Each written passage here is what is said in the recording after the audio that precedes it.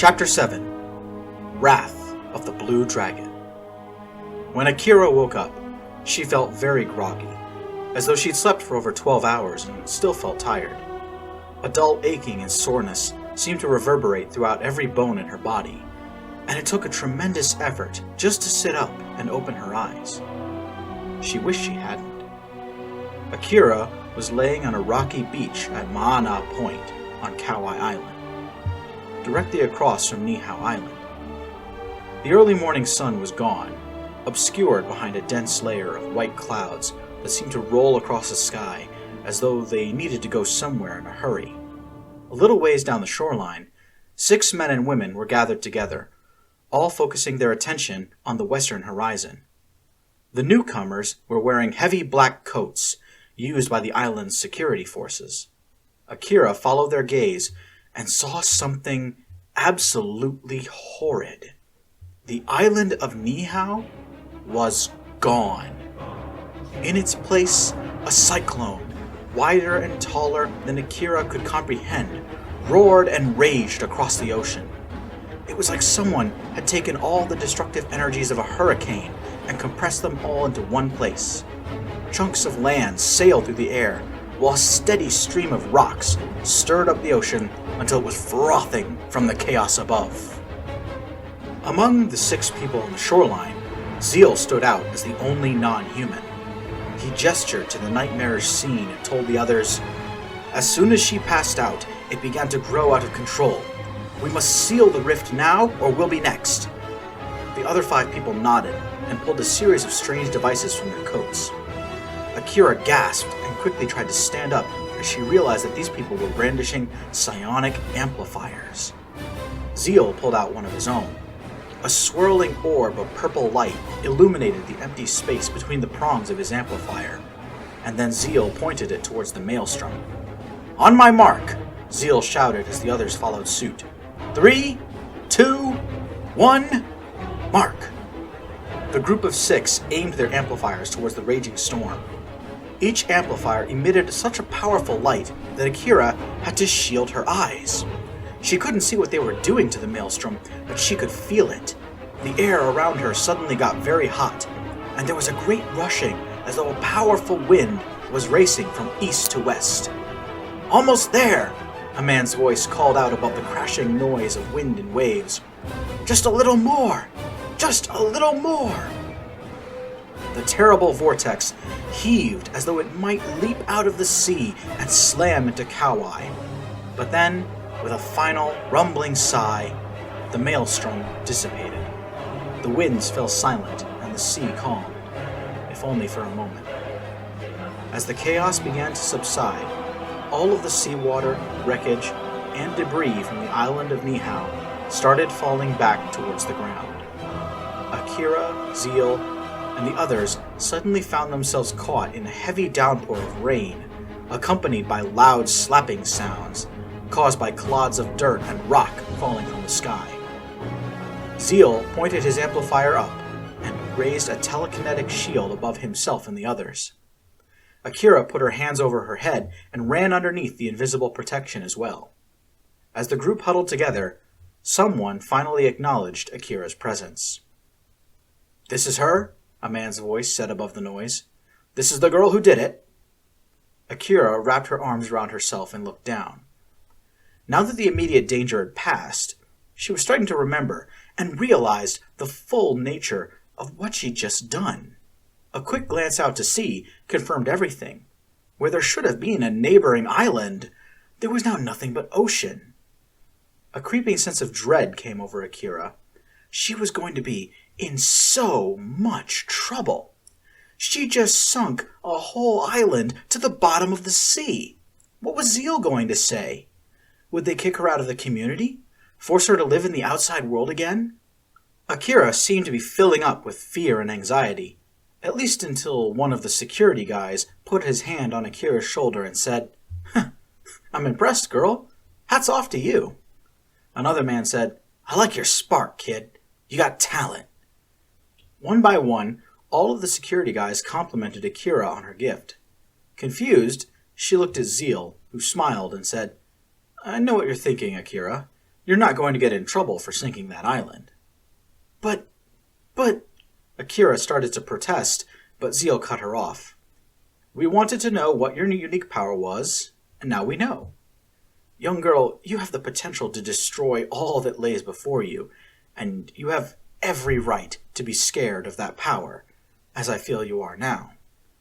The hybrid put a reassuring hand on Akira's arm and continued, But that is why we brought you here, to Kauai and our community, so that you may learn to harness and control that great power, and then use it for the benefits of your friends and neighbors, and the community as a whole.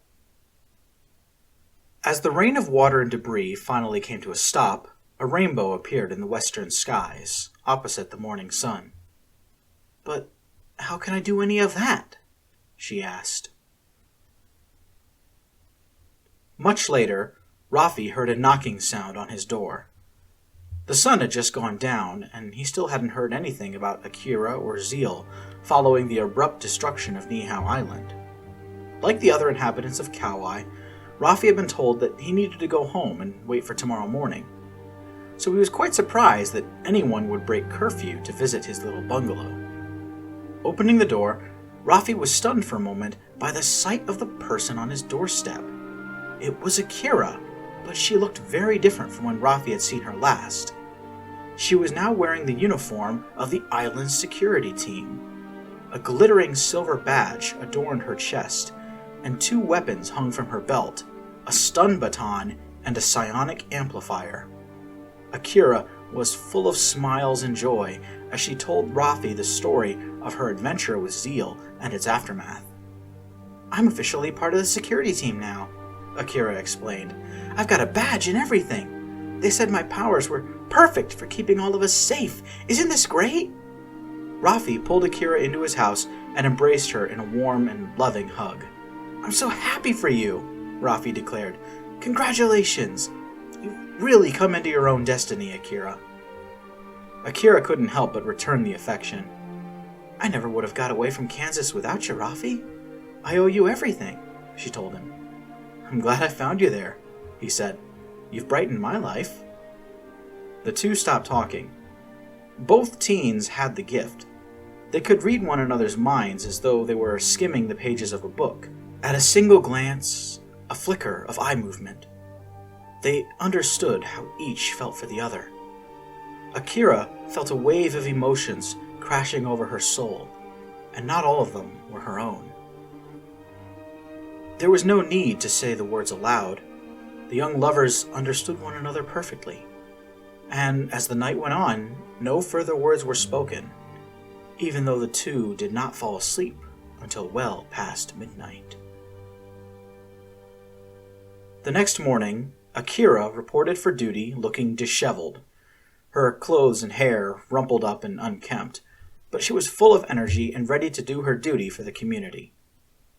The Kauai security force was based out of an airport near Lihue and had a twofold mission, as Akira found out.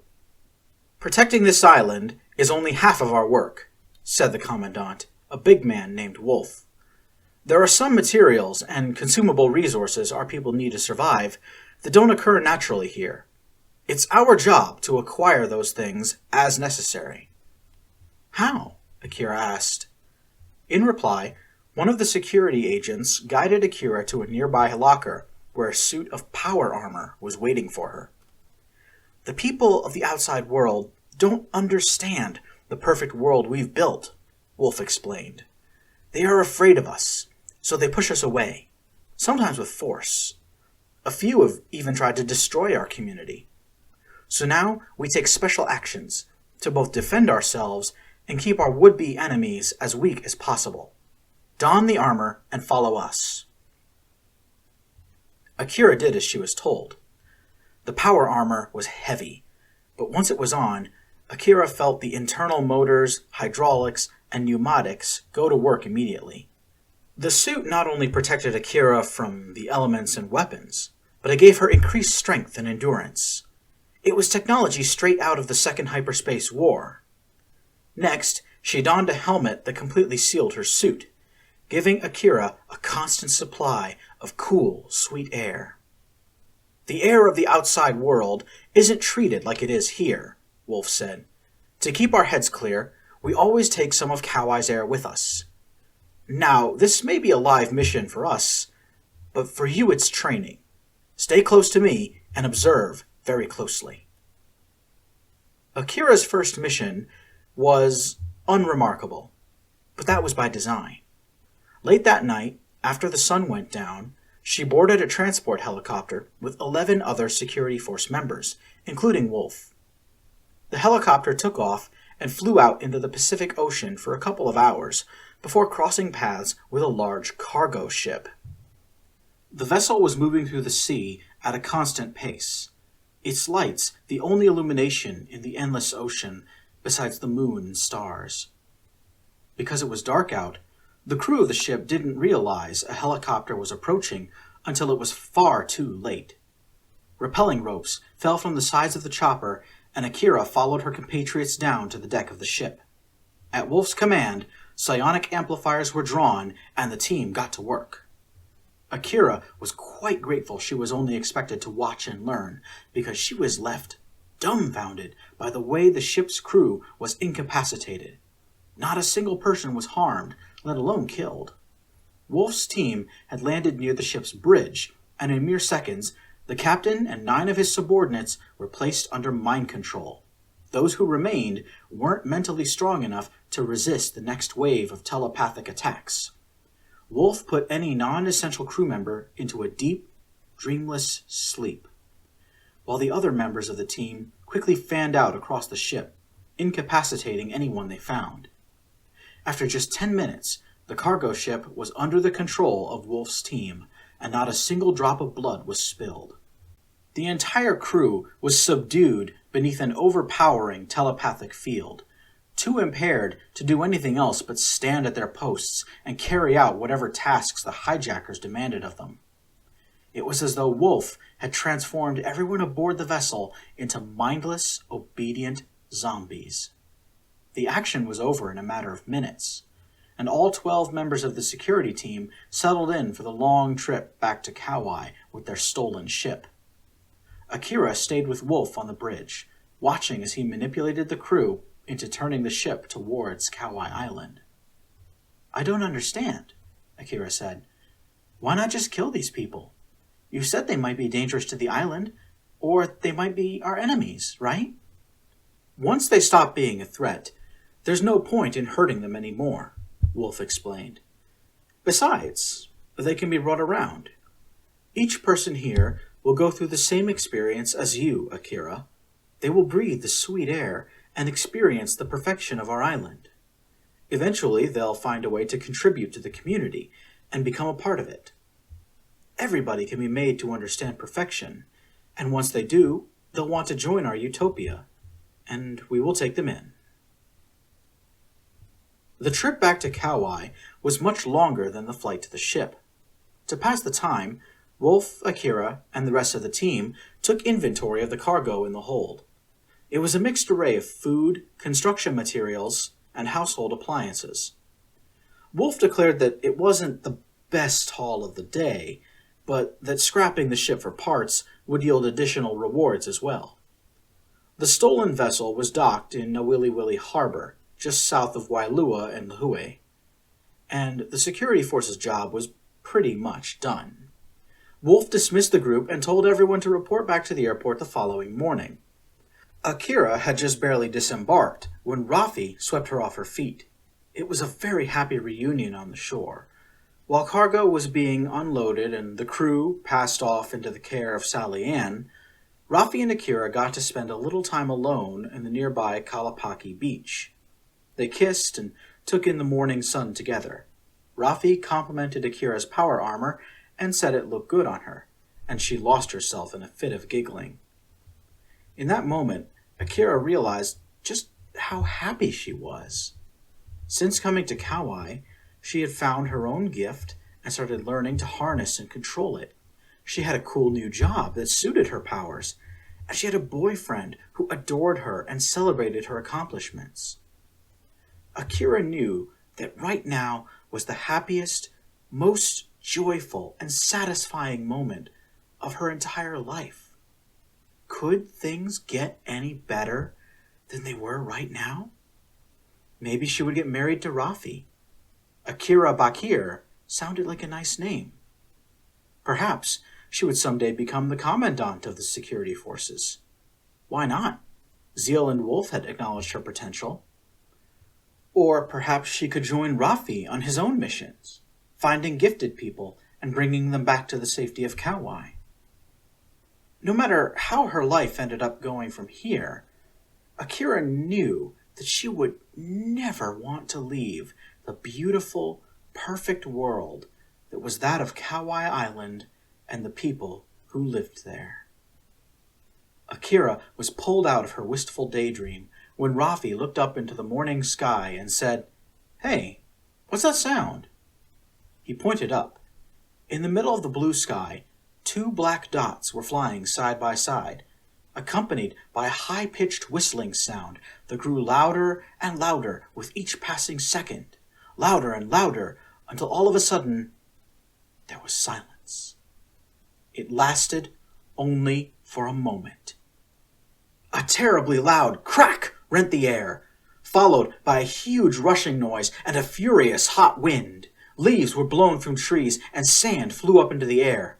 Then an orange glow caught Akira's attention, and she screamed, "The mountain!" In the distance, along the horizon, smoke and flames were rising from the summit of Kauai, while a third black shape flew in ominous circles above Lihue Airport.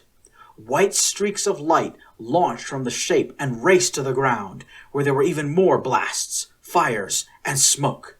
"What's happening?" Akira gasped. I think we're under attack," Rafi breathed. He was right. The trio of fast-moving shapes finally drew close enough to resolve themselves into recognizable shapes. Akira felt her heart sink as she identified them.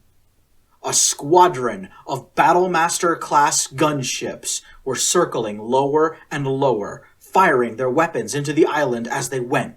Missiles and mass driver rounds rained down on Kauai, slamming into the sweet air dispenser at Kauai, smashing into the security force building at Lihue, and leveling the community leadership's office building in downtown Wailua. Akira and Rafi sprang to their feet and ran back to the harbor, where Wolf and several members of the security force were hastily trying to regroup. "I don't understand," one of the security guys was saying. "How did they get through the psionic shield?" "No time to wonder about that," Wolf replied. "Everyone fan out, get the residents to safety, and if those invaders come down here, use lethals. Bakir, Robinson, stay with me and put your heads down." At that moment, one of the Battlemasters sailed low over their heads, just above the treetops. Akira looked up just in time to see the words JSDF Archangel painted on the underside of its wings. Where had she seen that name before? "Something fell out of it," Wolf shouted. "It's in the trees, just ahead." On the far side of the harbor, the sound of grinding metal and servo motors was louder than the distant explosions. Akira's memory was jarred at once, and she raised her voice. "Android! It's an android!" Wolf's eyes went wide. "Everyone find cover!" But it was too late. A hulking mass of metal lurched forward out of the nearby grove of trees. The android stood nearly 7 feet tall and carried a machine gun that was roughly the same size as Akira herself. Its armor plating looked to be almost 4 centimeters thick, and the android's feet were sinking into the sand. The machine looked around at the gathering security team and then said out loud, "Ah, well, so much for my little stealth adventure." "Soulfire!" Wolf shouted to his teammates. "Now!" Akira and Rafi watched in amazement as Wolf and his team raised their amplifiers and fired jets of brilliant blue and purple fire towards the android, which tilted its head to one side and quite literally shrugged off the inferno of supernatural fire. "You do realize I'm a robot, right?" The android spoke in a very calm, nonchalant voice. "Anyway, Corporal Tachibana, this is Julian here. I'd like to request a kill order on the 10 people presently shooting at me. A woman's voice, quiet but audible, replied. Waste 'em. Julian the android raised its machine gun in one hand and said, Oh yes, I've always wanted to do this. Maximum overdrive. Akira screamed and recoiled backwards as Julian tore into the security team. The sound of his machine gun was like thunder. Men and women screamed as they were cut down by the first onslaught, but Wolf and a few others survived by conjuring a telekinetic shield. Akira and Rafi threw themselves to the ground and took cover behind a shipping container, looking around just in time to see Wolf's last stand. Julian emptied his colossal magazine into Wolf's shield while grumbling, Please stand in front of the projectile, human. You're making this harder than it needs to be. Wolf used telekinesis to reflect all of Julian's weapon fire and send it back the way it came. The android was peppered with its own bullets and took a step back. I cannot believe I'm saying this, Julian growled, but I believe you are actually starting to piss me off. The sensation is quite pleasing, thank you. You are all still going to die, of course. Then Julian threw aside his machine gun and ran full tilt towards the remaining security team. Before anybody could do anything, Julian raised one metal fist and brought it crashing down on Wolf's head. The security chief was killed instantly, and Akira screamed in horror. The android paused in its attack and looked in her direction. The robot's optical sensors made contact with Akira's eyes. Julian to Tachibana, I have eyes on your daughter. Repeat, contact with the HVI. Rafi grabbed Akira by the shoulders and pushed her away from the scene. Run! He cried. Gotta get out of here! A thunderous stomping sound told Akira that Julian was giving chase and that he was gaining on her in a hurry. Behind her, the sounds of screaming and gunfire and explosions only got louder and louder. Little girl, don't run away from me, Julian called to Akira. I may be as fast as a gazelle, but that doesn't mean I'm graceful like one. Akira darted around containers and machinery as she fled through the heart of the shipyard. She had no idea where she was going, only that there was a massive robot chasing her. She pulled out her psionic amplifier and tried to launch Soulfire against Julian, but all she could do was send sparks flying backwards towards the oncoming machine. Julian ignored this attack outright and sprang forward, grabbing Akira's arm with one metal hand. She shrieked and writhed and squirmed, trying to break free of Julian's grip, but the android held her fast and said, Akira Jacqueline Robinson, you are being rescued. Resistance is useless. Julian grabbed the psionic amplifier and crushed it. Then he grabbed Akira around the middle and lifted her into the air. Kicking and screaming, Akira was carried back the way Julian had come. The scene was one of devastation.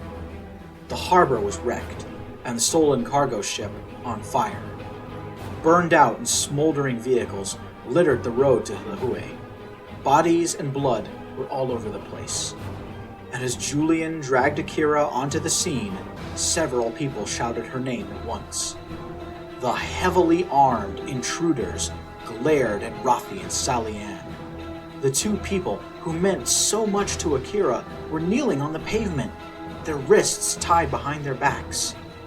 Akira struggled even harder against the massive android and screamed at the men and women who carried guns. Please, leave them alone! They're my friends! Two of the armed intruders stepped forward. Like the others, they were both wearing suits of power armor and helmets that obscured their faces. The warriors looked at one another for a moment before pulling their helmets off and revealing themselves. Akira took a step back as Christopher Wright and Inez Vasquez looked at her with a mournful expression. La Niña, don't you remember? Inez said. We're your friends. Chris looked over his shoulder and yelled at someone in the distance. She's over here! She's safe! 3 more of the armored soldiers broke away from the group and approached. Blake Robinson, his wife Chihiro, and their eldest son, Alexander, cheered at the sight of Akira.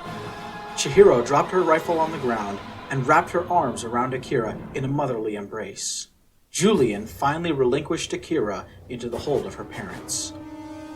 Akira felt a burning wave of fear and panic inside herself, and she pushed, struggled, and strained to get away from her old family. Whatever joyful reunion the Robinsons were trying to initiate was cut short when Akira desperately sank her teeth into her mother's hand. Chihiro screamed and let go, giving just enough time for Akira to run back to Rafi and throw her arms around him. "Rafi, are you okay?" she asked. "What's happening? What's going on?" A pair of hands grabbed Akira by the shoulders and started pulling her away from Rafi. "Come back here!" Blake roared. "Get away from him!" Off to Akira's right, there was a scuffle, and 3 more people, all with their hands tied, were dragged into view. Bernard von Unfall, Klaus Eberhard, and Sarah Harris all looked frightened and worse for wear. The ex-com soldier who brought them to the scene raised his arm in salute before saying, "Their boss got away, sir, and you were right. We found Exalt iconography all over that office, as well as in the spire on the mountain." Blake let out a curse word. Then he passed his daughter into the grip of her eldest brother. Alexander tried to hug and embrace Akira, but she pushed against him, gasping, "No! Let me go back! Let me stay with my friends!"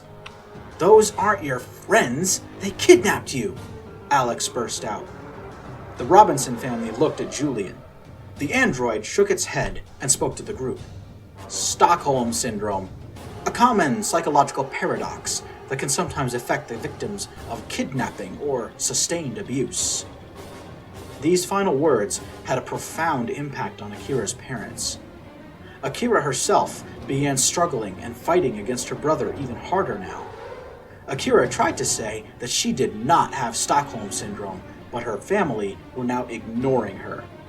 The trio of Robinsons looked down at Rafi, Sally Ann, Bernard, Klaus, and Sarah with extremely dark expressions.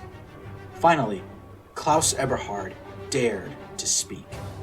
"We never harmed the girl. She's been a welcome member of our community. She's among friends who love her and care for her."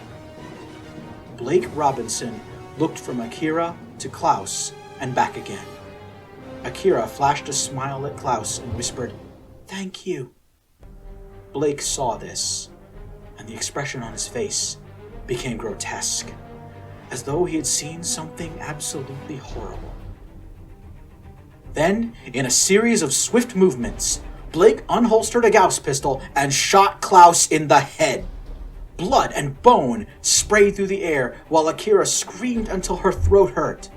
Sally Ann and Sarah Harris burst into tears and started begging for their lives. "Please, please, sir," Sarah sobbed. "Please don't. We never meant to hurt anyone." Blake was seething.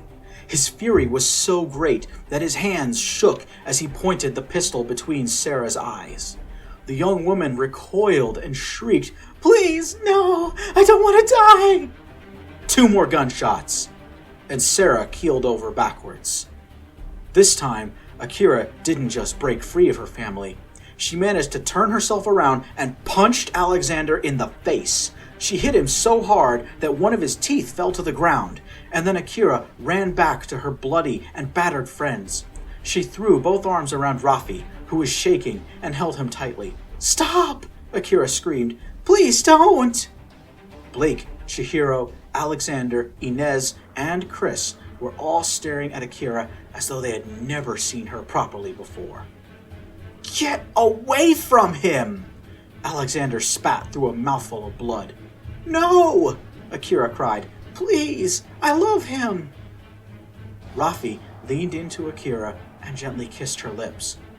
"I love you," he whispered. "No matter what happens, remember that." Chihiro seized her daughter and forcibly turned her face up. "Look at me," Chihiro's voice wavered. "Look into my eyes." The experience was completely different from last time. Now it was a true, genuine violation. Chihiro's telepathic assault broke down every mental barrier in Akira's mind with the force and violence of a conquering army. All of Akira's most intimate thoughts and memories were forcibly opened and laid bare for her mother to see. There was nowhere in her own mind or soul where Akira was safe from Chihiro's invasion. Nowhere for her most private memories to be preserved in secrecy. And then Akira found herself plunged into those memories. The long nights she had spent alone with Rafi replayed from a new perspective. Chihiro watched, like a silent specter, as all of her daughter's private encounters with Rafi played out before her. Then, a burning wave of anger and rage seemed to ignite. A wildfire of fury burned a trail of destruction through Akira's mind as Chihiro withdrew from it. Screaming from the agony of it all, Akira lost her grip on Rafi and she was pulled away from him by unknown hands. Blake grabbed his wife by the shoulders and said, "What is it? What did you see?" Chihiro locked eyes with her husband, and the briefest of telepathic pulses moved between them. Blake's eyes widened into an expression of horrible understanding, and no more words were spoken. Blake and Chihiro both raised their weapons. "No!" Akira screamed. "Stop!" Blake raised his pistol and shot Sally Ann in the face. Then he finished off Bernard von Unfall. Chihiro, meanwhile, drew the katana of the chosen assassin and held it above her head in both hands. Akira begged her mother to show mercy. In those final seconds, Rafi pledged his love and loyalty to Akira. And then Chihiro brought the katana down. With 2 graphic and bloody strikes, she severed Rafi's head from his body.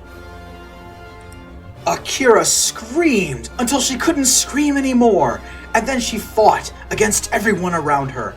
She had forgotten about the gift. She forgot that she was short and skinny and 15. Akira punched and kicked and bit anyone she could reach. Without a weapon, it was a hopeless fight. The Robinson family and their friends fell upon Akira in one last attempt to subdue her. Their efforts would succeed, but just before the last of her strength left her, Akira raked her fingernails across somebody's face. She didn't know who it was, but she felt the warm flow of blood and heard a scream of anguish. Then it was over. Too weak to carry on, Akira had no choice but to allow the family she hated so much to carry her away.